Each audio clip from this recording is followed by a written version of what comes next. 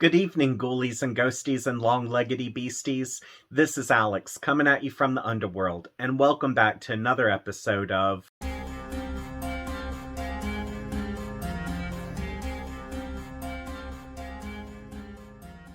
This weekend, I'm reviewing the infamous splatterpunk classic, American Psycho by Bret Easton Ellis. Now, before I get started, I would like to note that I have been a fan of the movie adaptation for a long time. Which, if I remember right, this came out when I was in high school, so I was around 15, 16, somewhere around there. Anywho, even though at this age I had already been a seasoned horror fan, this movie blew me away because it was intense and psychologically disturbing. Not to mention, Christian Bale was one fine-ass looking mother. Well, as the years passed and I spoke with other fans of the movie, I was frequently asked if I had ever read the book. And every time when I said no, every single individual told me that the book was repulsive and to proceed with caution if I decided to read it. Which, to be honest, this should have made me want to read the book sooner, but it just ended up going on my shelf where it collected dust. That was until two of my online friends, John and Hanny, recently decided to buddy read it. Now, between them, John tapped out pretty soon and said he couldn't take it. However, Hanny actually read it from start to finish. And after she was done, she asked me to read it because she needed someone to talk to about what she had experienced. So I said to myself, Self, there's no time like the present. And after I was done reading this, I saw that all of the warnings I had received in the past were 100% true, and the book made the movie adaptation look like a nice stroll in the park on a Sunday afternoon. Which, on that note, I would like to give everyone a fair warning, because if you're easily offended by racism, homophobia, misogyny, graphic child abuse, graphic animal abuse, and sexual torture, this book will not be for you. And if you're one of the more sensitive types, you might not want to watch this review because I will be discussing these subjects. Otherwise, now that you've been warned, let's crank up the Huey Lewis and the News, grab some crack, and hang out with Patrick Bateman.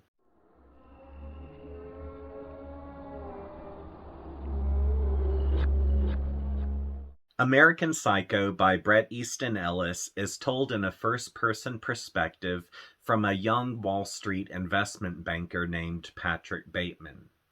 Early on, he's presented as an attractive, wealthy, charismatic man who has a good taste in style and fashion. And with a beautiful fiancée on his arm, he is the ideal American portrait of success. However, as Bateman speaks to those around him about how we should be progressive and move forward as a society to help those in need, we eventually see that Bateman is this empty shell of a man who is using these good philosophies as nothing more than a disguise to hide his darkness. Now, at first, it seems that Bateman is only having toxic thoughts. But the more internal dialogue he provides, the more he spirals out into these disturbingly manic episodes. And throughout all of this, we eventually discover that Bateman is actually a closeted, sadistic, homicidal, necrophile rapist who gets high off of cocaine. And while Bateman has been able to stay under the radar because he's mostly tortured, raped, and murdered those in poverty, he does become a suspect after he kills one of his competitors. From here, as Bateman's mental state worsens, it's revealed that the line between his reality and madness has been blurred for a long time, which this leaves us to question the accuracy of everything he's confessed.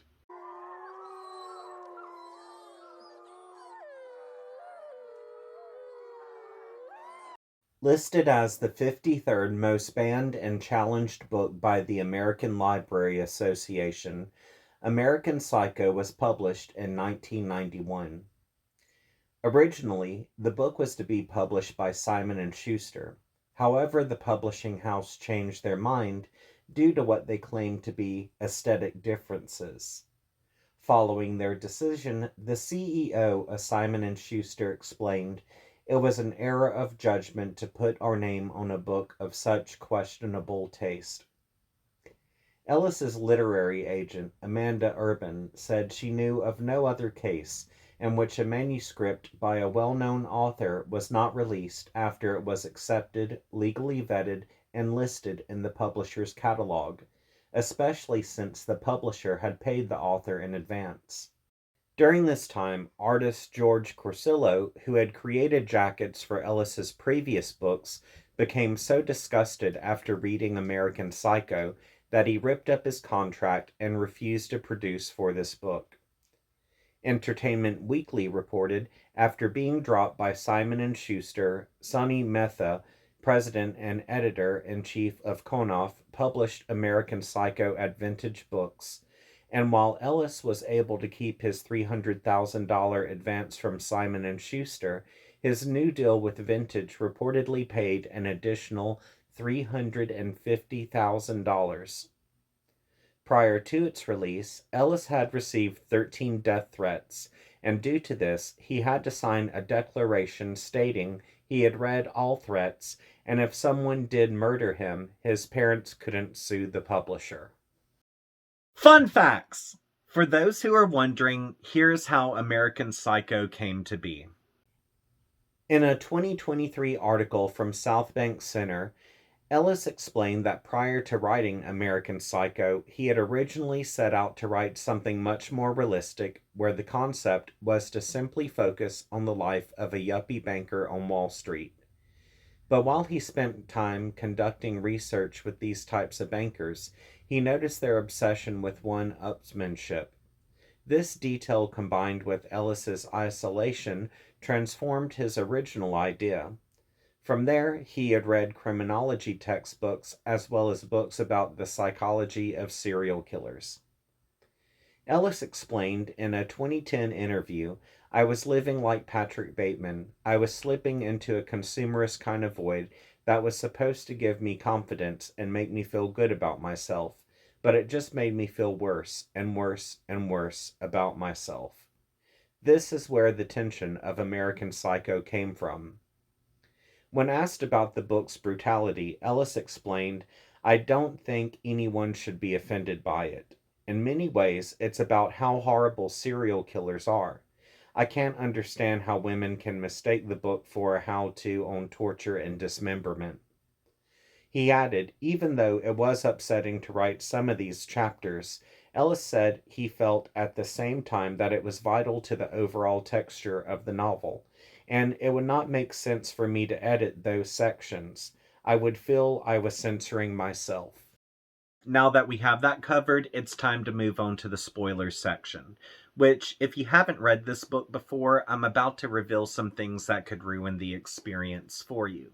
So if you would like to click away, all you have to do is scroll down to the pinned comment at the top, and you'll see that I have a timestamp provided in that comment. Once you click that timestamp, it will move you away from the spoilers section and bring you to the thoughts. Now, you only have 17 seconds to do this. So, ready, set, go!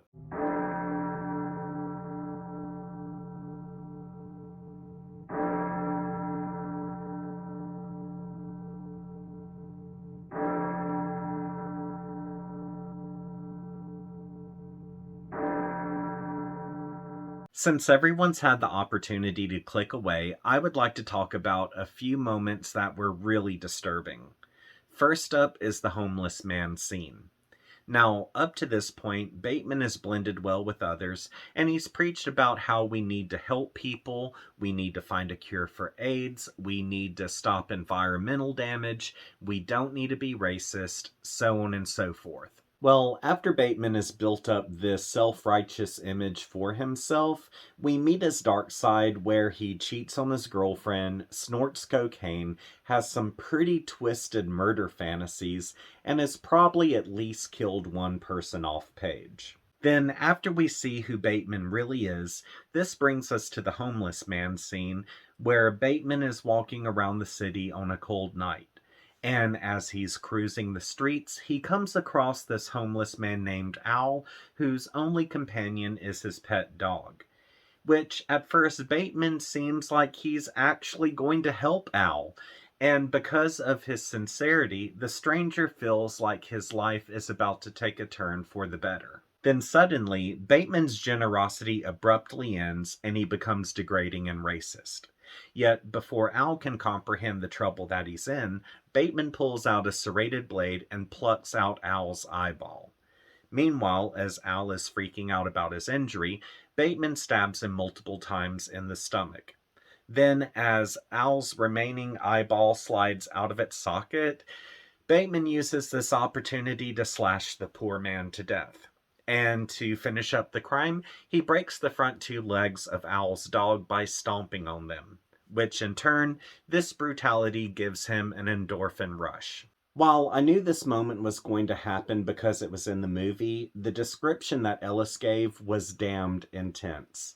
And to be honest, I had already prepared myself for something brutal because Bateman had already fantasized about throwing acid in the face of an Asian child and transfusing a woman's blood with dog's blood. Even still, it didn't make this moment any less disturbing, especially when it came down to Bateman stomping on the dog's two front legs to break them so it would eventually starve to death next to its owner. The next moment that I considered to be really disturbing was Bethany's death. Now, leading up to this, there were a lot of other grotesque moments that were seasoned throughout. For example, there's a moment where Bateman disembowels a dog and stabs its owner to death while it lay dying. Another moment is where he tortures two prostitutes to death, and then we have the killing of Paul Owen, where Bateman then claims his apartment and uses it as his own personal torture chamber. Which this leads us to the moment where he leads his ex-girlfriend Bethany into his killing grounds. And once they're alone, he shoots her multiple times in the head with a nail gun, he nails her hands and fingers down to the floor, then he starts to eat her fingers. Of course, the horror doesn't end there, and this is where things get really bad. Because after he cuts her nipples off and cuts her tongue out, he sodomizes her, then cuts her arm off and beats her in the face with it until her skull caves in. Well, if you're still watching, it's rather obvious that the author did a damn good job on not glamorizing serial killers. Like, yeah, if you didn't know any better, I could understand where someone would think Bateman was attractive. But after knowing what he did to people and how he thinks, he is an absolutely disgusting person, and I could not find anything sexually attractive about him or anyone else like him. So I really do applaud the author for not romanticizing or sexualizing someone of his nature. Now, with that being said, if he actually did all of these horrible things and it wasn't just a delusion, to ignore the fact that Bateman was attractive would be a problem within itself. Because I tend to think, had it not been for his Hollywood chiseled appearance, his money, and his status, I don't think he would have gotten away with the amount of murders that he did, which was mostly directed towards people who no one would ever miss. Also, I don't think he would have been able to pull in as many victims as he did. Another moment that stands out is perhaps the most infamous moment in this entire book, which this is none other than the rat scene. So, after Bethany's death, a detective starts snooping around, and Bateman goes on a hiatus from killing. Yet, he eventually returns to luring more victims into Paul Owen's apartment. And one victim in particular ends up having her breast exploded after Bateman attaches a car battery to them. Well, if that's not bad enough, Bateman traps a rat and starves it. A few days later, he lures a woman into Paul Owen's apartment where he knocks her out. And after she wakes up, she finds that she's been tied down and cheese has been smeared into her vagina. Then, after he burns away some of her labia with acid, he rams a tube up her where he allows the rat to crawl inside. From there, he removes the tube, saws her in half with a chainsaw, has sex with her corpse, then when the rat runs out of her intestines, he stomps it to death. You know, I think I've said this before about other books, but this moment reminded me of the aristocrats joke. Which, if you're unfamiliar with that joke, the setup is pretty simple, as it focuses on a family who's trying to win over a talent agent. Yet, as they're auditioning for this agent, they end up doing some of the most vile and disgusting things a person can conceive. Now, the name of the game is for the comedian who tells this joke to outdo the previous comedian who told it. So, for that reason, this joke has no limits and it can go on as long as it wants, as long as the performers in the joke finish up their act by saying, "We call ourselves the aristocrats." And truth be it, had this rat ran out of the gut pile and screamed, "We're the aristocrats," I probably would have at least laughed at this moment, but since that didn't happen, this honestly just made me feel repulsed.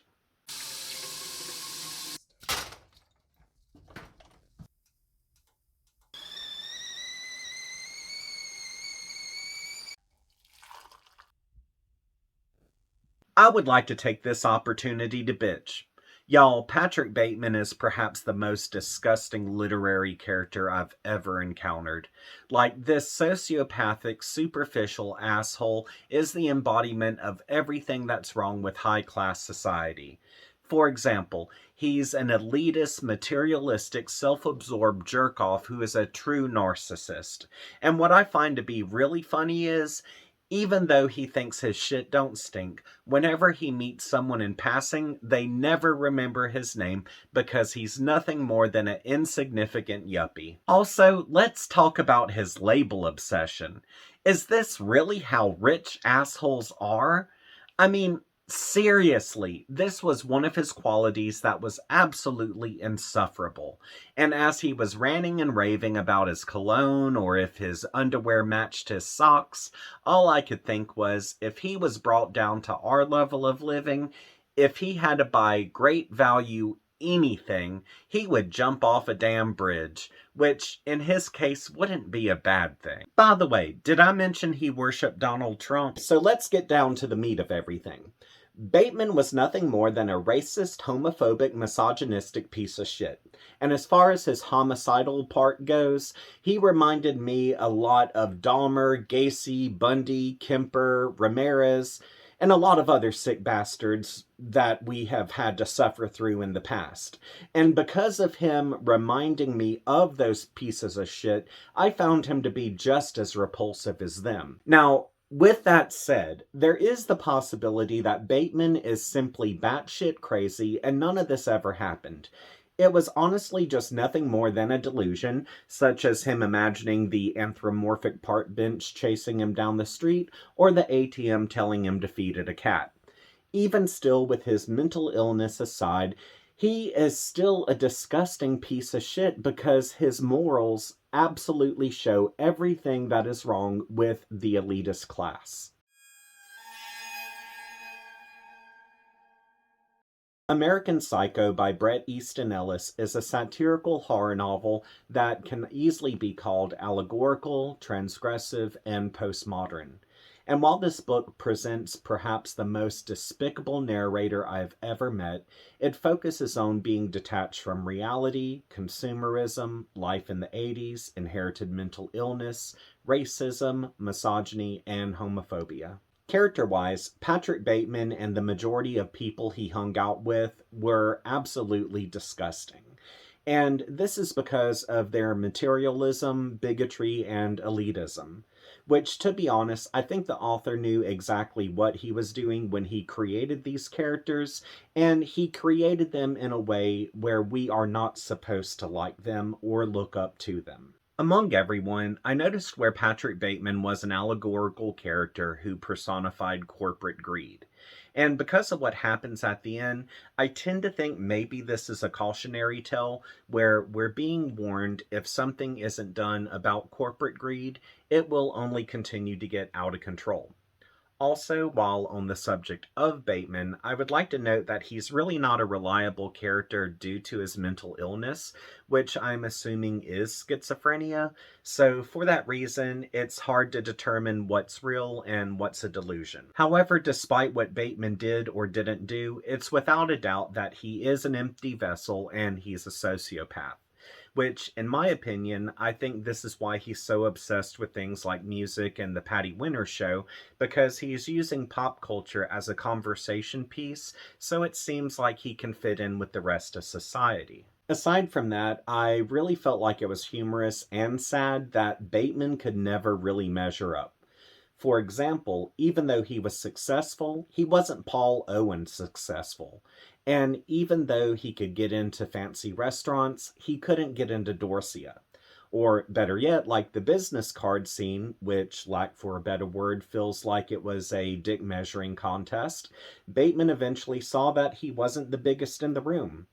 Plus, we have where people who meet him in passing never remember his name, and I tend to think this is showing how insignificant Bateman really is and how he's honestly just a poser. Also, even though Jean was a secondary character, I feel like she was really important to the story. Like, what I mean is, considering she's around nothing but cutthroats every day, she feels like she represents a more modest or simpler way of living, as she isn't greed driven and she has a natural warmth to her that doesn't feel fake or forced. Also, because of how she's presented, I really felt like she was a lamb among the wolves of Wall Street, where she was simply trying to do her job, please her boss, and get through the day. As far as symbolism is concerned, I've already spoken about how Bateman and Jean are important to the story. However, I would like to touch on the obsession that Bateman had with the Patty Winter Show, which that show is this book's equivalent to the Sally Jesse Raphael show. Now, even though Hanny had read this book before me, she and I were talking about the characters and themes, and she had mentioned to me that the Patty Winter Show seemed like it synced up with Bateman's mindset. And at first, I really didn't notice this, but as I continued to read, I noticed how the show became progressively more outlandish. And this actually did sync up with how Bateman spiraled out. So that was really cool to see how the two were compared. Theme wise, overall, this book focuses on how detached wealthy people are from humanity because of their greed, which this is seen by the characters that Ellis created. For example, because of these characters being so invested in satisfying their own needs and praising the almighty dollar versus helping those in poverty, it shows that they honestly don't care about anyone else but themselves. And to really enforce this mindset, because of their interactions, dialogue, and their overall vibe, it's pretty disgusting how they feel about homeless people and minorities. While on that subject, I would like to note that because of how lavish Bateman and his circle of acquaintances lived, I really felt like they were nothing more than empty vessels who didn't love themselves or anyone else. And I think they were trying to fill their empty voids with drugs, objects, or both. And because of this, I got the impression that if any of these people were brought down to a poverty level after they had been living so high and mighty, they would probably jump off of a bridge because they couldn't cope with reality. On that note, consumerism and how some might value objects more than they do people is a huge part of this book, which obviously this is mostly seen by Patrick Bateman's character. For example, there's one scene where Bateman is having a complete meltdown because a cleaner can't get possible bloodstains out of his bed sheets. And because he has to have the biggest and the best of everything, of course, he's more concerned about the bed sheets. Which I think this really brings into perspective how some might treat those around them. Another topic that comes into play is inherited mental illness, which that's a pretty frightening subject within itself because that's something you just can't escape.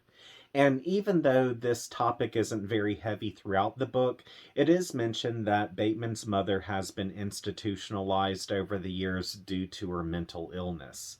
And even though we don't get a backstory on her, I can't help but feel that Bateman might be following in her footsteps or similar footsteps. Another subject this book brings into play is life in the 80s, which not only is the scene by 80s pop culture and the Wall Street boom, but it's also seen by the darker side, such as drugs and the AIDS epidemic.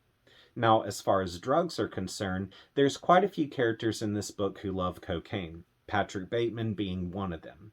And since everything is told from Bateman's perspective, there's quite a few times we have to deal with him ranting after he gets high. But because of how Bateman's stream of consciousness is presented, it reminded me of a few times when I had met people who were high off of stronger substances. And because of how unnerving and hyper these people were, I really have to applaud the author for being so accurate in describing how some drugs affect people. And between the cocaine-fueled moments that Bateman has, there's also a lot of moments where he goes manic due to his mental illness, and there's times where it's hard to tell if what Bateman is going through is because of drugs, or his mental illness, or both. Another subject that comes into play is AIDS, and as this is discussed among the male characters of the book, they are full of misinformation, which I guess being misinformed about illnesses is a tale as old as time, considering the misinformation that has surrounded us over the last few years. But under this circumstance, we see where Bateman and his circle of male acquaintances are discussing how only gay guys can catch AIDS and straight guys have nothing to worry about. Now, I don't know if this is because they're so arrogant they think they're invincible, or if this harkens back to the religious nutjobs who preach that AIDS was God's cure for homosexuality. Otherwise, I feel like this book does give us a small taste of Wall Street and how it recovered from inflation and unemployment from the 70s. And because of how greedy people were with the Wall Street boom, it makes sense that Ellis would put a psychopathic, malignant narcissist smack dab in the middle of everything. I mean, what better way to comment on capitalism than to have someone like Patrick Bateman being near the top of the economic ladder? Also, this book focuses on homophobia, misogyny, and racism, which, to be honest, it makes sense that Bateman and his circle of acquaintances would have these hateful traits, considering that they're all socialites who seem to be living and reveling in the idea that this is a straight, white, wealthy man's world. As a side note, as I was looking around online, I came across a few theories that speculated Bateman was actually a closeted gay or a closeted bisexual who tried to hide his sexuality by being homophobic and having hypermasculine, over-the-top straight sex. Also, there was another theory that speculated he actually had AIDS, which, to be honest, I can't necessarily see him having AIDS, but I could see him being closeted. At the end of the day, American Psycho did gross me out, and at first it didn't creep me out or scare me. However, over the following weeks, I had some pretty intense nightmares about Patrick Bateman, and for that reason, I would consider this to be a frightening book. American Psycho by Bret Easton Ellis has divided audiences over the decades, and it's without a doubt a book that continues to shock, repulse, and spark debates.